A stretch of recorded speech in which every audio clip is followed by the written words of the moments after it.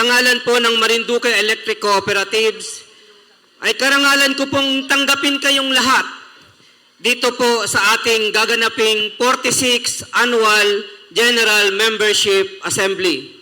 Sana po matalakay natin ang mahalagang bagay na nagawa na natin at magagawa pa sa inyong tulong. At marami pang magagandang bagay sa ating hinaharap.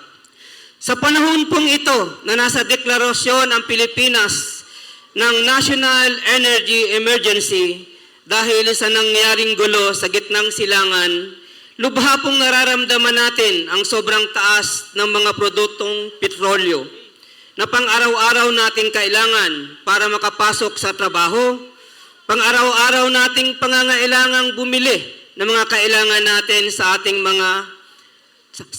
buhay at pamilya, mga kaagibat na mga babayarin para sa ating mga buhay na kailangan po nating isettle lahat ng sabay-sabay.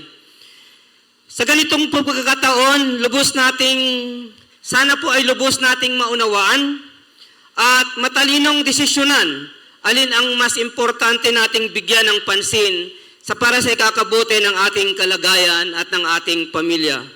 Sa panahong may crisis, importante ang makialam, makibahagi, makatulong paano natin malalampasan ang ganitong mga hamon. Sana po ang asembleyang ito ay makatulong upang maunawaan po natin.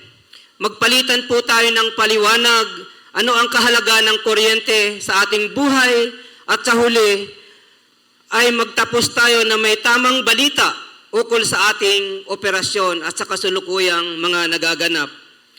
Wini-welcome ko po kayong lahat dito sa Marelco at kung may kaunti pa po kaming pagkukulang ay hayaan nyo po at pipilitin pa po namin mag-improve sa mga darating na panahon.